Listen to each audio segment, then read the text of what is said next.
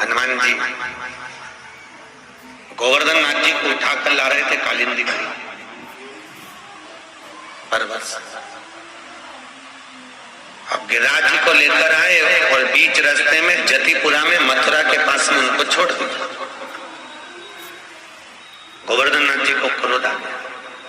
गिरिराज बाबा बोले, वारे हनुमान, वाह, तुम मुझे छोड़कर राम के पास जा रहे, तेरी मंजिल तो राम है, तो मेरी भी तो मंजिल राम थी, तू मुझे छोड़कर जा रहा है। हनुमान, आज तूने मुझे बीच मझधार में छोड़ा है,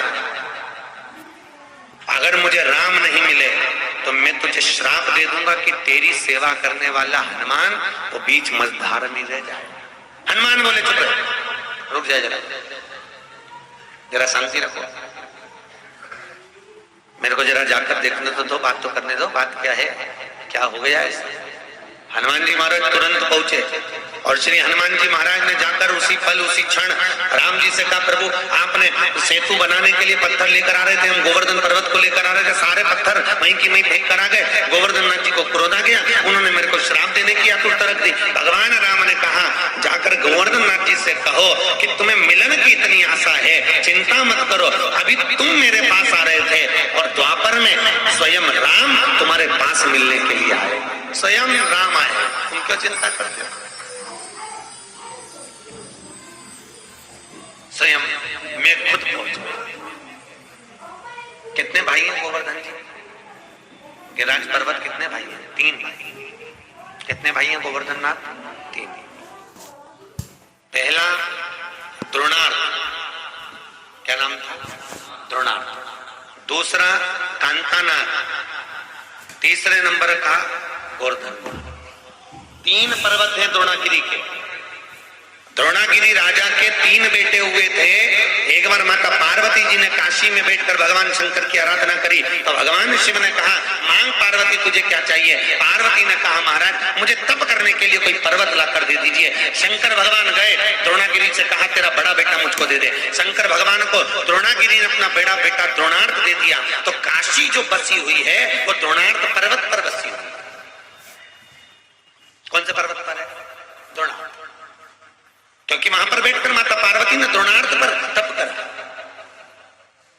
अब जब राम जी के विश्राम करने का समय आया, त्रेता युग आया, ये तो सब सतयुग के आगे की बात हो गई। अब त्रेता जब युग आया तो राम जी के विश्राम की जब बात आई तो श्री हनुमान जी महाराज ने सोचा, मेरे प्रभु यहाँ से निकल कर जाएंगे, माँ उनको जब वन भेजेगी तब उनका विश्राम कहाँ होगा, ज्यादा से ज्यादा समय परमात्मा कहाँ निकालेंगे। तो उन्होंने जाकर द्रोणागिरी से निवेदन करा और द्रोणागिरी से निवेदन कर उनके बड़े बेटे, मंझले बेटे कांतानाथ को लेकर आ गए, चित्रकूट में रख दिया।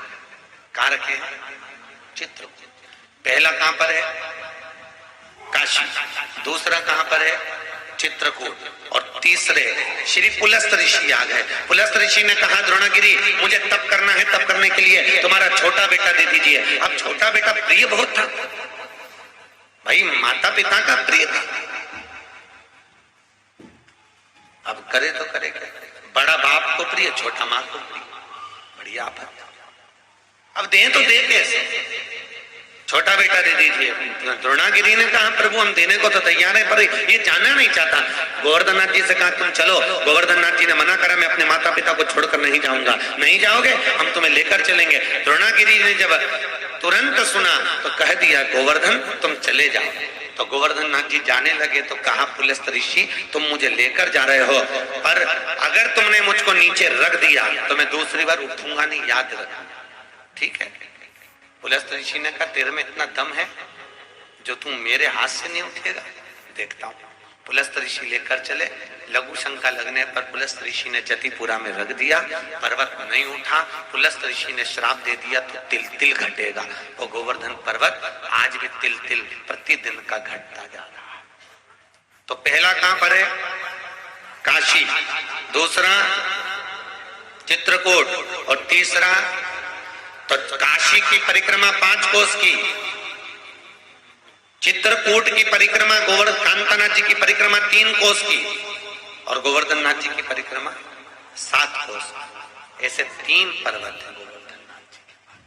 तीन स्वरूप है भगवान के। बड़े भाई सबसे चित्रकूट मां काशी में विराज रहे हैं, फिर कांतानाथ जी के रूप में चित्रकूट विराज रहे हैं, फिर गोवर्धन नाथ जी विराज रहे हैं। भारत की भूमि के केवल 3 पर्वत हैं जिनकी पूरी परिक्रमा होती है।